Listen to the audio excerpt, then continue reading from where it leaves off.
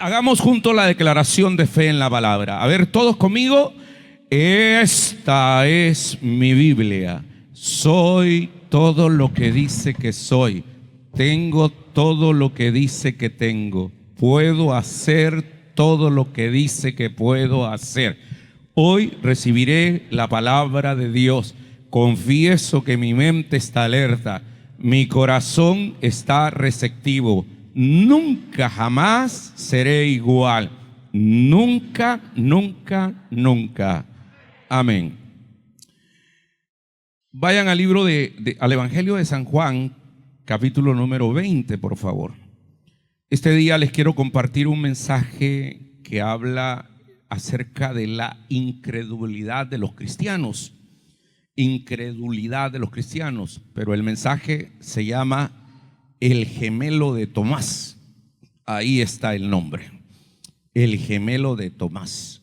Ya vamos a ver por qué se llama de esa manera. Juan capítulo 20, versículo 24 al 29. Cuando tengan listo el texto, me lo indican con un fuerte, poderoso y enérgico amén. La palabra de Dios la leemos en el nombre del Padre, del Hijo y del Espíritu Santo. Amén. Tomás, uno de los 12, llamado el Dídimo, no estaba con ellos cuando Jesús vino. Le dijeron pues los otros discípulos: al Señor hemos visto, Tomás. Y él les dijo: si no viere en sus manos la señal de los clavos, y metiere mi dedo en el lugar de los clavos, y metiere mi mano en su costado, no creeré. 8 días después estaban otra vez sus discípulos dentro, y con ellos estaba Tomás. Llegó Jesús, estando las puertas cerradas, y se puso en pie en medio y les dijo: paz a vosotros. Luego dijo a Tomás: pon aquí tu dedo y mira mis manos. Acerca tu mano y métela en mi costado. Y no seas incrédulo, sino creyente. Entonces Tomás respondió y le dijo: Señor mío y Dios mío. Jesús le dijo: porque me has visto, Tomás, ¿creíste? Bienaventurados los que no vieron y creyeron. Esta es palabra de Dios, santos. Tengan la bondad de tomar su asiento, por favor.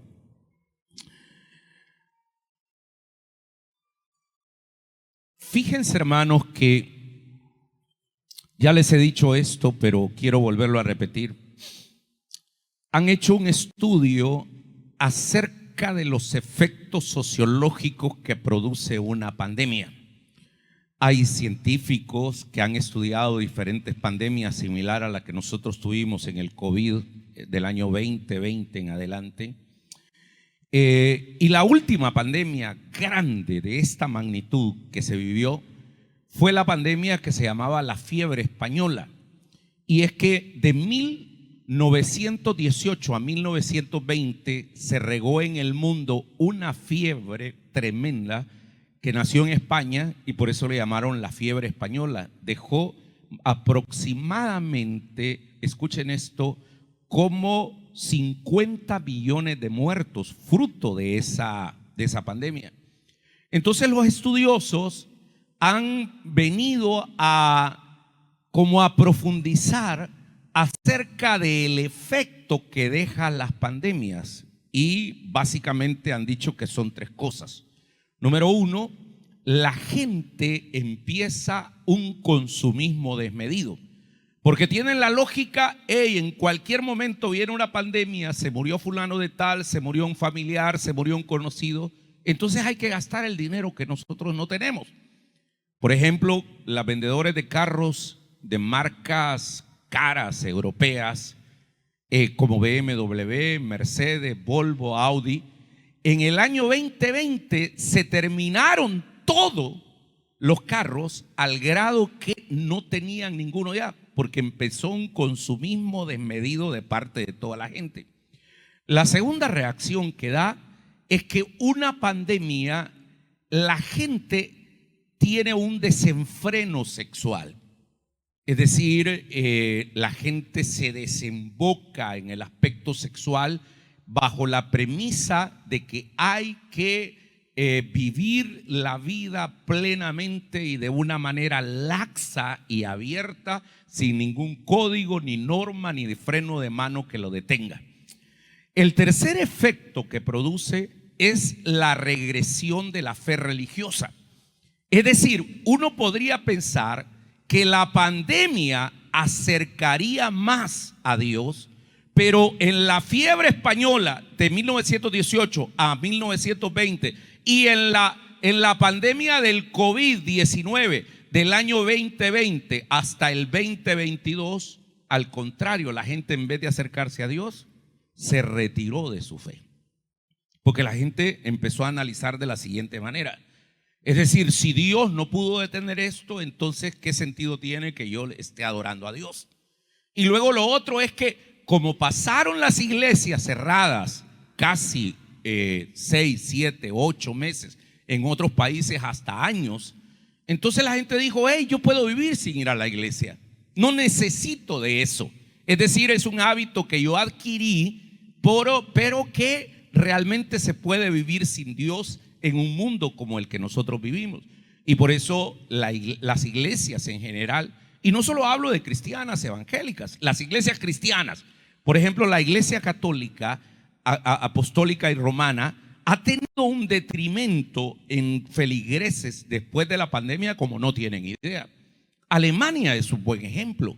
¿Saben ustedes que en Alemania solamente el 2023, el año pasado, casi 700,000 personas se declararon no católicas? ¿Y cómo se sabe eso? Porque en Alemania el que es católico le hacen un descuento especial que va para la iglesia. Es decir, tiene que pagar un impuesto para eso. Y el que se declara que no es católico ya no lo paga. Entonces la gente dice: yo ya no tengo razón para poder pertenecer a la iglesia católica. ¿Cómo te diría? En el mundo la iglesia católica ha bajado. Igual las iglesias históricas como luteranas, anglicanos, metodistas han bajado su asistencia. Igualmente en las iglesias cristianas evangélicas. O sea, de repente la gente al principio: ay, cómo anhelo, cómo me duele no ir a la iglesia. Después que pasó el tiempo, se acostumbró y ya no vino. Y empezó a vivir ese efecto. Entonces, queridos hermanos, la pregunta sería: ¿cómo vivir la fe en un mundo de increencias? ¿Cómo vivir nuestra fe? Porque debo decir algo: a los cristianos de hoy en día nos toca vivir en un mundo que muchos hombres han despreciado a Dios de su vida y viven como si Dios no existiera. Bastantes incluso niegan explícitamente la existencia de Dios. Otros no la niegan, pero sus hechos lo niegan como tal. Entonces uno se llega a preguntar, o uno llega a la conclusión que la increencia que estamos viviendo hoy, la indiferencia y hasta el agnosticismo y ateísmo nos rodean y acechan nuestra fe. ¿Cómo nosotros, en medio de un mundo caracterizado por increencia, indiferencia, agnosticismo y ateísmo, podemos nosotros mantener nuestra fe? Y no solo se trata de posturas individuales, sino que esto es un fenómeno amplio, social. Vean ustedes la inauguración de los Juegos Olímpicos el viernes pasado en Francia. Es increíble lo que tuvieron ahí. Yo no me asusto con nada, pero ¿por qué van a ridiculizar a nuestro Señor Jesucristo con homosexuales o gente que pertenece a la agenda LGTB y sacan una escena de la Santa Cena como haciendo una sátira y mofándose de ese evento tan maravilloso? Y uno se dice: ¿a qué nivel hemos llegado? O sea, el nivel del relativismo, de la increencia, el nivel ¿cómo te diría?, del pragmatismo, donde la gente ya, la iglesia, Dios, la Biblia le vale. Es decir, la incredulidad de la generación actual se manifiesta de diferentes maneras y está marcada por factores tanto culturales, sociológicos, psicológicos y tecnológicos. ¿Y qué trae como resultado eso? O sea, lo que trae como resultado es que nuestras sociedades han perdido la fe en Dios. Y eso hace que jóvenes, adultos estén deprimidos, que se refugien en el mundo de las drogas y en el mundo de, ¿cómo te diría? De querer salir de lo que están viviendo. ¿Cuánta gente nuestra ha pasado por un encuentro, ha servido un encuentro, ha venido a la iglesia, ha tenido un encuentro con el Señor, pero de repente ya no va a la iglesia? Y de repente lo vemos en el mundo, pero de lo más normal. Y uno podría pensar que la gente anda feliz y disfrutando, emborrachándose, endrogándose, teniendo sexo sin límite, viviendo la vida con ese, ¿cómo te diría? Ese afán de querer vivir la vida. Pero en el fondo andan a gritos pidiendo que alguien me ayude. Porque, queridos hermanos, sin fe es imposible agradar a Dios. Porque la Biblia misma, Jesús dijo: separados de mí, nada podéis hacer. O sea, ¿qué es lo que pasa? Y entonces uno se pregunta cuáles son las causas, las razones por que la gente ha perdido su fe. Permítame que le mencione algunas de ellas y se las voy a ir poniendo ahí. Una de ellas tiene que ver con el cientificismo. Cuando hablamos del cientificismo, estamos hablando que la creciente confianza en la ciencia, en la tecnología, ha desplazado las creencias en Dios, ha desplazado las creencias religiosas tradicionales. Y esto genera una visión del mundo que depende más de la evidencia empírica y menos de la fe. Es decir, la ciencia te dice que para poder creer en algo tenés que verlo y comprobarlo. Y eso está en el día de hoy muy, pero muy marcado. Otra causa de la increencia en nuestros días es el individualismo que se ha fomentado. Es decir, hermanos, la sociedad contemporánea valora la autonomía personal y la autoexpresión, lo que usted, lo que yo pienso, lo que puede llevar a una desconexión de las tradiciones religiosas y comunitarias y depender más de las propias creencias. Es decir, ya no hay una verdad absoluta como es la palabra de Dios, sino que cada quien cree que tiene su propia verdad. Y eso nos lleva a una tercera causa, el relativismo. Cuando hablamos de relativismo, nos estamos refiriendo a la creencia que no existe una verdad absoluta y que todas las perspectivas son igualmente válidas. Y eso ha debilitado la convicción de los principios en la verdad absoluta, promoviendo así el escepticismo. Miren, hermanos, hay verdades absolutas y verdades relativas, pero la iglesia, los hijos de Dios, no podemos negar que la bendita palabra de Dios, es una verdad absoluta, porque es Dios mismo hablándonos a nosotros. Otra de las razones que ha llevado a la increencia a retirarse de la fe religiosa es la hipocresía que ha percibido sobre todo los jóvenes, los escándalos que se han dado en la iglesia. O sea, en todas las iglesias cristianas, todas. En el mundo hay 7.700 millones de habitantes. De esos, 2.300 millones son cristianos, entre católicos, ortodoxos, católicos romanos, presbiterianos, que son las iglesias históricas, luteranas, bautistas, iglesias cristianas. Entonces, habemos 2.300 millones. ¿Y qué escándalos se han dado, hermano? Escándalos, tanto a nivel pequeño como grande. Entonces hay contradicciones dentro de las instituciones religiosas y eso ha llevado a la desconfianza y al rechazo de la religión organizada. Cuando la gente dice: hey, si estos que deben ser los paladines de un estilo de vida, de ética, de moral, no la tienen.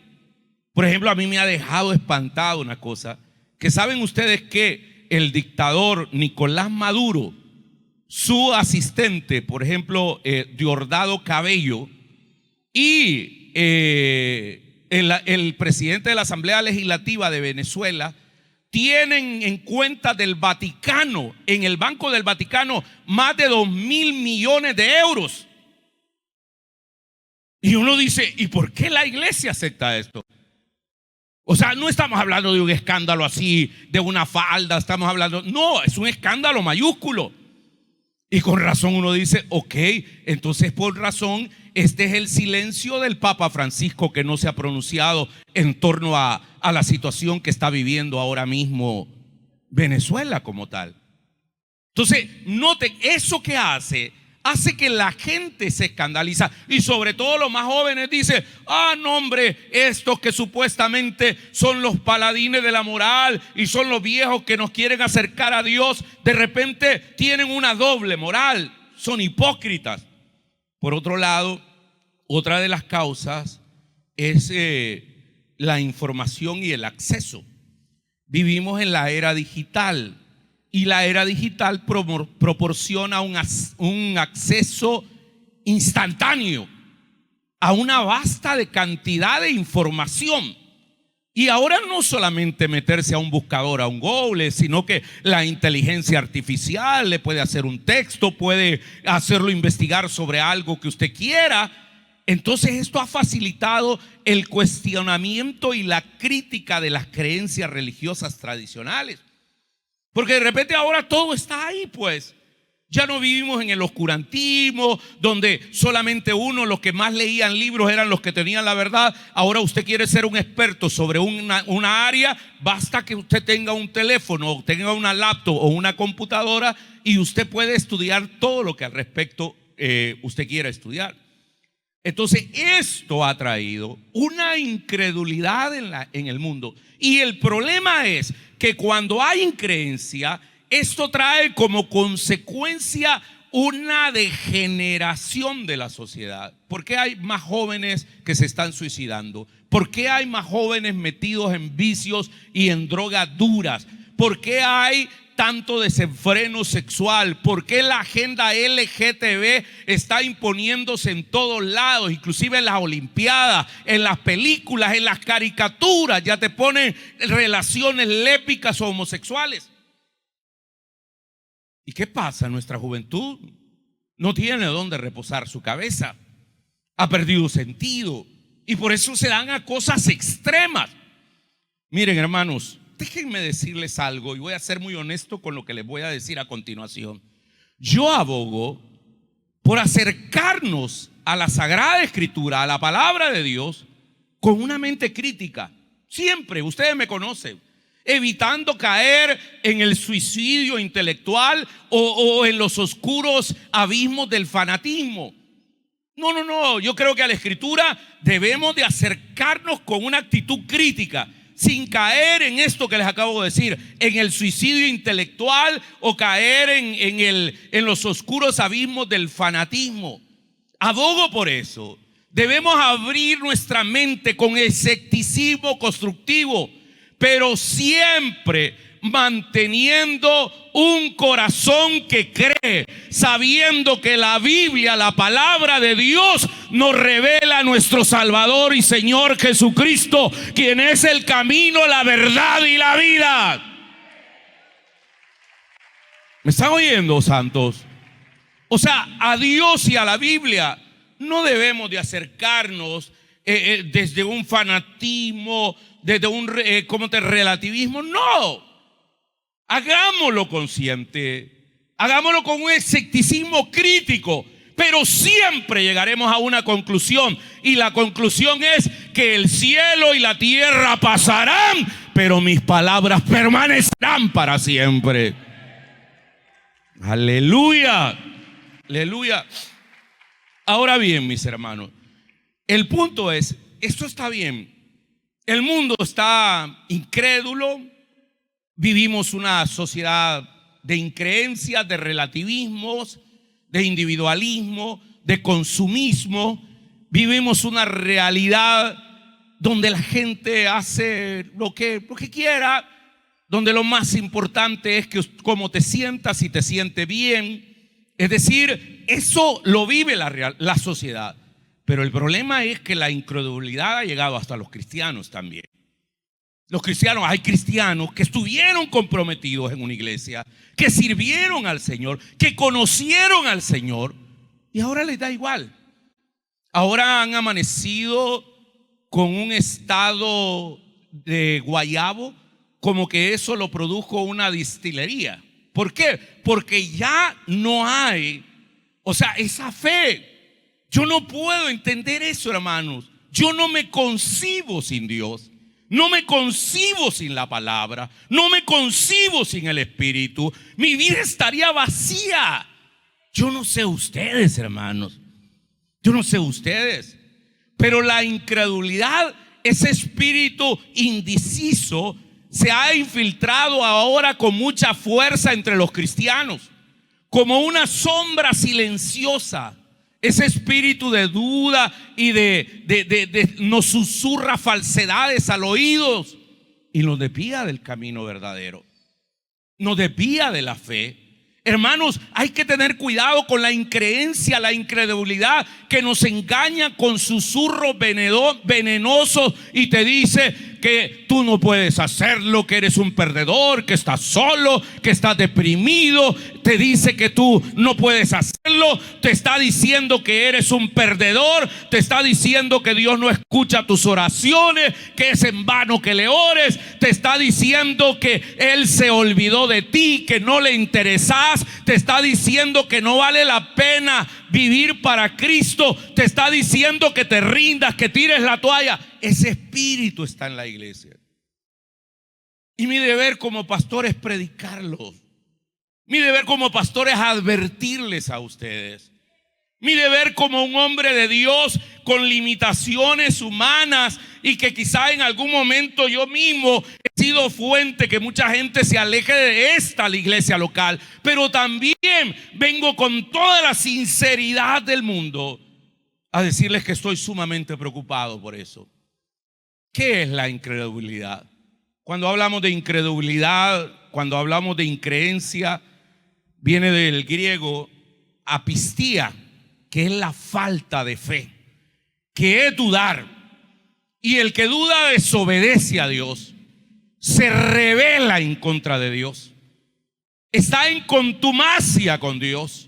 Quien se rebela o quien duda tiene una tenacidad y dureza en mantenerse en el error. No, esta es mi vida y yo la vivo como sea.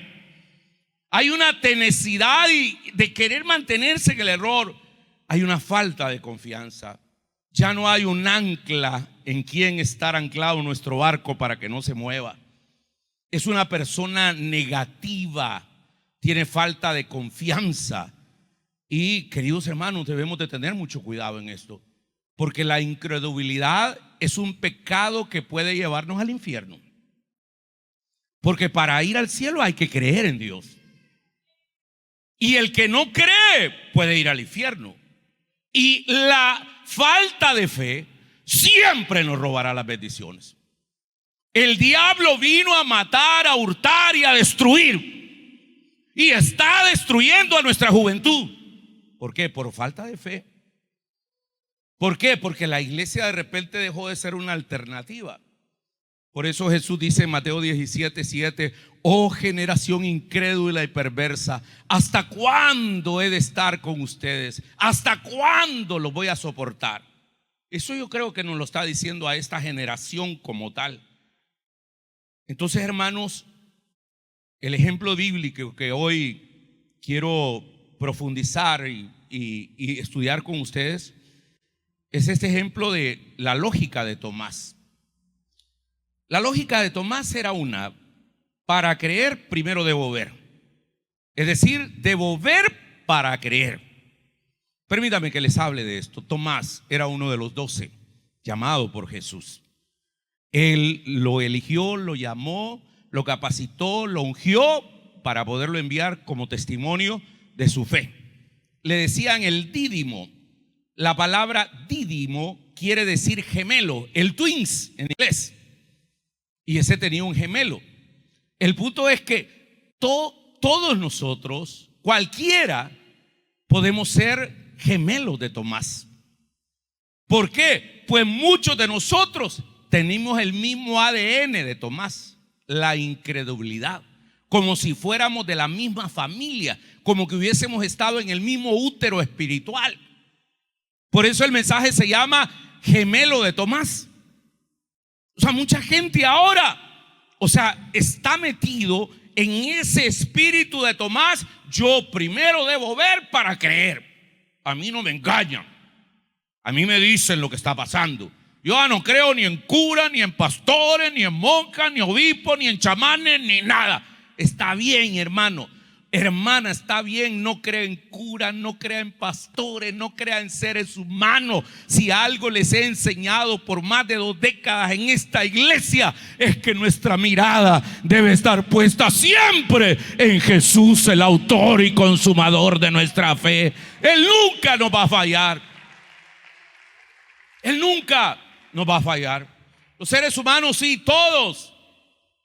Y entonces yo me pregunto, si somos, el mensaje se llama gemelos de Tomás porque tenemos el mismo ADN, somos incrédulos. ¿Por qué habemos cristianos tipo Tomás? ¿Por qué somos incrédulos aún estando en la iglesia? Les voy a poner un ejemplo. Por ejemplo, muchos de ustedes no creen en el diezmo. Si esta iglesia creyera en eso, no tendríamos ningún problema.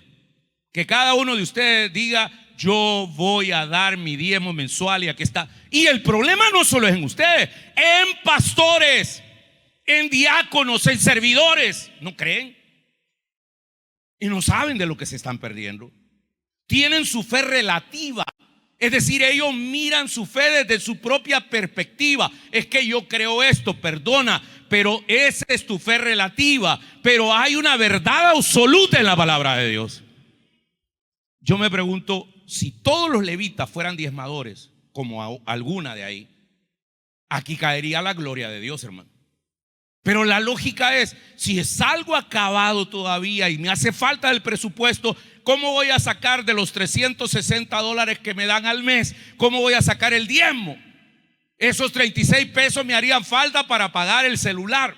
Prefiere darle a Telefónica, a Telemóvil, prefiere darle a Tigo más que a Dios. ¿Pero por qué? No hemos creído. ¿Por qué dudamos del poder de Dios, hermanos? ¿Y por qué no confiamos en sus palabras? ¿Por qué somos tan autosuficientes, egoístas, pensando que nosotros somos la última Coca-Cola en el desierto? ¿Por qué somos gemelos de Tomás? Habría que preguntarnos eso muy seriamente. ¿Por qué dudamos? Y hay algunas respuestas a eso en el texto que hoy hemos leído. ¿Por qué de repente se va la fe? Y lo primero, voy a ir reflexionando cada una de ellas. Versículo 24, por favor. Léanlo conmigo ahí en el versículo número 24. Dice la Biblia: pero Tomás, uno de los 12, llamado el Dídimo, ¿qué dice después? No estaba con ellos cuando Jesús vino. ¿Me pueden hacer el favor de completar la fase todos? Pero Tomás, uno de los 12, llamado el Dídimo. Permítame que les hable del contexto. Este pasaje es del día de la resurrección. Nuestro Señor había resucitado al tercer día, el primer día de la semana, domingo. Se levantó de entre los muertos y ya la noticia se había corrido. Primero la vieron las mujeres, María Magdalena, la otra María, María la madre de Jesús, y fueron a contar la noticia. Pedro y Juan fueron al sepulcro. Llegó primero Juan porque tenía más habilidad para poder correr. Y el Señor se les había aparecido ya a los discípulos. Pero Tomás no estaba con ellos. ¿Qué hacía Tomás?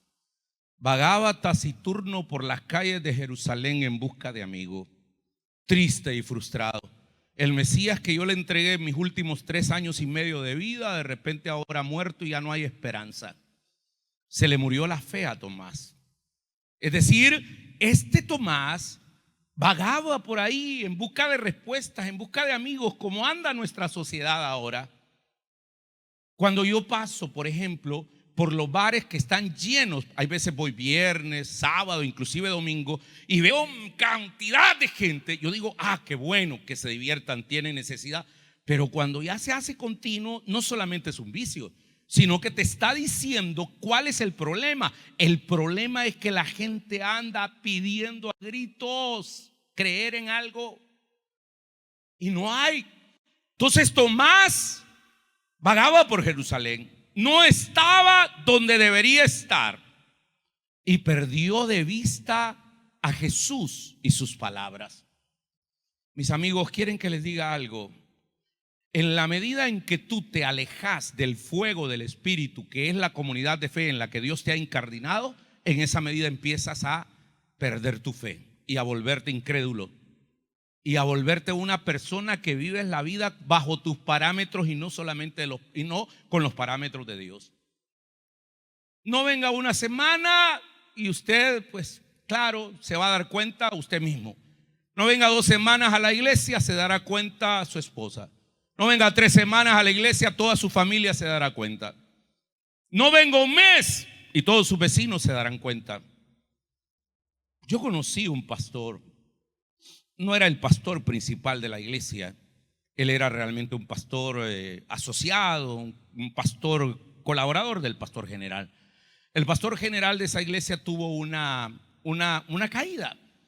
Y entonces este pastor se frustró y se fue de la iglesia. Y dijo: no quiero saber nada de Dios, ni de iglesia, ni de Biblia, ni nada. Me tienen hartos todos. Y entonces el hombre en búsqueda, porque todos somos seres humanos y andamos en búsqueda, empezó a recaer en la bebida. Y no solamente en la bebida. El punto es que yo lo vi como unos 3 años después de que yo me di cuenta que ya no iba a esa iglesia. Y lo vi tremendamente pechito. O sea, era un hombre alto, elegante, así fornido. Y yo le digo: ¿y qué te pasó, viejito? ¿Cómo estás? Entonces, no, bien, me dijo, bien. Siempre trabajando, me dijo. Pero el hombre se notaba que era un bebedor intermitente. O sea, había caído su iglesia, ahora era el dios Baco, el alcohol como tal. Se había refugiado completamente.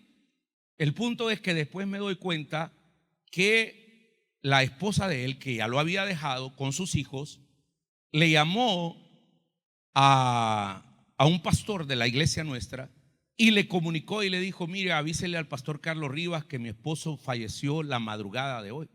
¿Y qué pasó? No, es que le dio un ataque cardíaco en la casa, lo subieron a la ambulancia y se lo llevaron y murió en el camino. Es decir, un ataque fulminante se lo terminó. Pero ¿dónde comenzó la muerte de este hermano? Desde el día que dijo: yo ya no voy a la iglesia. Ya no voy. Cuidado, Tomás empezó a dudar porque no estaba donde estaba el grupo donde se apareció Jesús. Y miren, hermanos, esta iglesia es humana y divina. Esta iglesia es pecadora y santa. Esta iglesia es terrenal y celestial. Es terrenal, es pecadora y es humana por nosotros, pero es divina, celestial y santa y eterna, porque el Dios de la iglesia es nuestro Señor Jesucristo como tal. ¿Están oyendo? Entonces no espere encontrar una iglesia perfecta porque usted viene acá. Yo vengo acá, somos imperfectos, la naturaleza humana. Pero eso sí, pero el Dios de la iglesia, el que sostiene la iglesia, el cielo y la tierra pasarán y sus palabras permanecerán para siempre. Él nunca le va a fallar. Entonces no estaba Tomás. Y de hecho el texto en los versículos anteriores lo narra. Si quieren, veamos el versículo 19, por favor. Dice: cuando llegó la noche aquel mismo día, estamos hablando del día de la resurrección, el primero de la semana, estando las puertas cerradas en un lugar donde estaban los discípulos reunidos por miedo a los judíos, vino Jesús y puesto en medio de ellos les dijo: paz a vosotros. Y cuando hubo dicho esto, le mostró las manos y el costado, y los discípulos se regocijaron viendo al Señor. ¿Y cómo no se iban a regocijar, hermanos? Si estaba resucitado, el que había muerto estaba vivo, ahí estaba en medio de ellos. Se había cumplido la palabra que iba a resucitar. Versículo número 21. Entonces Jesús les dijo otra vez: paz a vosotros. Como me envió el Padre, así también yo los envío.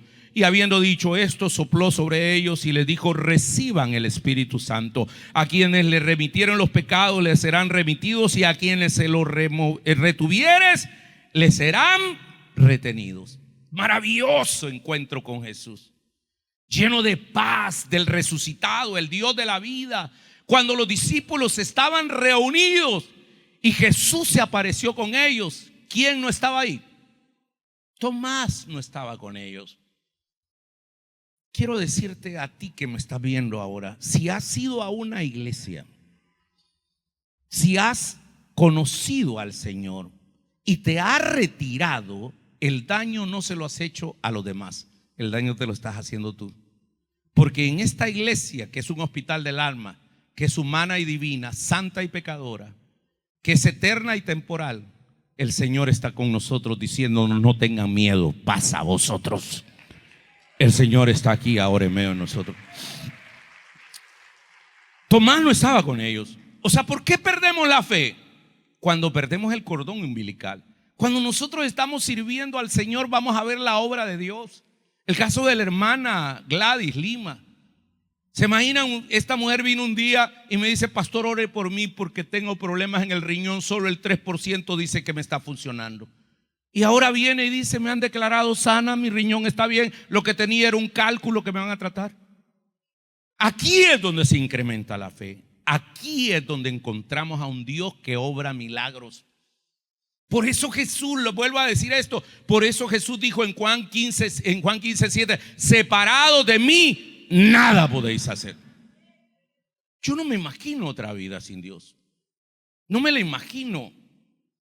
No me lo imagino, perdónenme. No es que sea fundamentalista, no es que sea fanático, que haya caído en los abismos del fanatismo o que esté cometiendo un suicidio intelectual. Es que sin la palabra usted no tiene nada, hermano. Sin la palabra no tenemos nada. Por eso yo amo a quienes andan su Biblia, la subrayan y la tienen ahí. Y esto no se molesten los amigos que nos visitan ahora, que están ahora de visita. Entendemos que ustedes no son cristianos, pues. Y ya cuando el Señor los toque van a ser cristianos, van a amar la palabra, van a tener ahí. Pero nosotros, hermanos, sin esta palabra estamos vacíos. Porque esta palabra es esperanza. Porque esta palabra es vida eterna. Porque esta palabra es Jesús. Es el Señor en medio de nosotros. Ahora, ¿por qué somos como Tomás? Porque somos duros para creer. Versículo 25, por favor. Dice la palabra: así que los otros discípulos, los 10, Judas ya no estaba con ellos, le dijeron a Tomás: hemos visto al Señor, Tomás. Mira, aquí comió con nosotros, aquí estuvo, ahí está el resto de pescado, nos enseñó las manos, le vimos en el costado, está vivo, Tomás. Nos dijo: pasa a vosotros, nos ungió con el Espíritu, sopló sobre nosotros. ¿Y qué les dijo Tomás? Mientras no vea la marca de los clavos en sus manos y no meta mi dedo en las marcas y mi mano en su costado, no lo voy a creer. Mientras no vea, no creeré. Esa es la lógica de hoy. El cienticismo, ver para creer. La incredulidad, ver para creer, pone una barrera en el mover de Dios. Porque la fe es lo contrario, hermano. La fe es la certeza de lo que se espera y la convicción de lo que no se ve. Eso es fe. Pero Tomás dice: si no veo, no creo. Entonces la inclinación común es ver para creer. A ver, demuéstreme que funciona. Quiero ver, pero en la fe no es así, hermano. Aquí es al contrario, tiene que creer para ver. Porque al que cree, todo le es posible. ¿Están oyendo, santo? Tomás necesitaba evidencias para creer, a pesar de haber sido testigo de los milagros de Jesús. Porque Tomás vio cuando sanó a los leprosos. Tomás vio cuando resucitó a personas, al hijo de la viuda de Naín, a la niña de 12 años, a Lázaro. Tomás vio cuando multiplicó los panes y los peces. Tomás vio cómo calmó la tempestad, pero aún así no creía. ¿Cuántos de nosotros nos pasa eso? que hemos visto las maravillas de Dios y pensamos, y es verdad que esa hermana realmente se ha sanado de un riñón. Ahí está tu problema, brother. Ahí está la situación. Cuando no puedes ejercitar tu fe. Yo soy un hombre académico, lector, universitario, he dado clases en universidades. Sin embargo, algo le agradezco mucho al Señor, y es que nunca he dejado de creer como un niño en el Señor. Nunca. Tomás necesitaba evidencias para ver, pero no es así la fe. Muchos cristianos son como Tomás. Se mueven ahora con el principio de ver para creer. Pero la verdad es que nosotros necesitamos la fe de un niño. En Mateo capítulo 18, versículo número 2 y 3, dice que Jesús llamó a un niño y lo puso en medio de ellos y les dijo: les aseguro que a menos que ustedes cambien y se vuelvan como niños, no entrarán en el reino de los cielos. ¿Por qué los niños entrarán en el reino de los cielos? ¿Por qué? Porque ellos no dudan. Usted le dice al niño: mira, vení, vamos a ir a la iglesia. Él se sube en el carro, no sabe si usted sabe manejar, si tiene licencia, si anda borracho. Él se sube. ¿Sabe el momento en que más ejercitamos la fe nosotros? No en Dios, sino en un hombre. Es cuando nos subimos a un avión. Uno se siente en el avión, se pone el cinturón, no sabe si el piloto le han hecho un antidoping, no mira ni la cabina, ni el control, ni nada. Uno solo se sienta pensando en que ese loco va a levantar ese gran armatroste. Ojalá si creyéramos en el Señor nosotros, ¿verdad? Y nos subiéramos en el avión de la fe. Pero para eso definitivamente necesitamos ser llenos de Jesús. Entonces, para ser llenos de Jesús hay que tener ese encuentro con el Señor, el encuentro maravilloso que se dio con el Señor. Versículo número 25, por favor. ¿Están conmigo, santos? Dice, mientras él le dijo: hágase como no entrar en el reino de los cielos si no se hace como Jesús. Versículo 26, y aquí está el encuentro que tuvo con el Señor Tomás. 8 días después, esto es 8 días después de la resurrección, estando otra vez sus discípulos dentro y con ellos estaba Tomás, llegó Jesús, estando a las puertas cerradas, se puso en medio de ellos y les dijo: paz a vosotros. Luego le dijo a Tomás: pon aquí tu dedo y mira mis manos, y acerca tu mano y métela en mi costado, y no seas incrédulo, sino creyente. Esa palabra es para usted y para mí, hermano. No seas incrédulos, sino creyente. Si eres incrédulo, la verdad es que no tienes de qué rama agarrarte, no tienes a qué aferrarte. Le dijo: Señor, mira, aquí están mis manos, ve. Ahí estuvieron los clavos. Aquí está mi costado, mira. Mete tu mano, pues. Ay, Tomás cae de rodillas y le dice en el 28: Señor mío y Dios mío. Y Jesús no reaccionó bien a eso. Al contrario, le dijo: Tomás, porque me has visto, has creído. No, no es así. Felices y bienaventurados son los que no vieron, pero aún creyeron. Esos son los bienaventurados. Queridos hermanos, Tomás tuvo un encuentro con nuestro Señor Jesucristo. Ese encuentro derribó la fortaleza de incredulidad en la vida. Necesitamos un encuentro personal con nuestro Señor para que vivamos en nuestra fe. Saben, hermanos, les voy a hacer una declaración que a mí me deja con temor y temblor. Hay mucha gente como Tomás o como Nicodemo que cree en Dios, pero que realmente no ha nacido de nuevo. ¿Cómo? Aquí podemos ver en estas miles de gente que estamos aquí, gente que creemos en Dios, pero los demonios creen en Dios también y tiemblan. Pero hay gente que no ha nacido de nuevo todavía. Y es que para nacer de nuevo Hay que tener una perspectiva de fe. Hay que ser como Tomás y decirle: Señor mío y Dios mío. Ser de esa gente que vive su fe. Esa gente que vive, camina y se maneja por fe. No importa lo que sea. ¿Me están oyendo, santos? Por eso en Juan 11:40 dice: no te dije que si crees verás la gloria de Dios. Mis amados hermanos, la Biblia en el libro de Romanos, poniendo como ejemplo a Abraham, dice en el versículo 18 del capítulo número 4: contra toda esperanza Abraham creyó y esperó. Maravilloso. Contra toda esperanza Abraham creyó y esperó. Y de este modo llegó a ser el padre de muchas naciones, tal como se lo había dicho: así que numerosa será tu descendencia.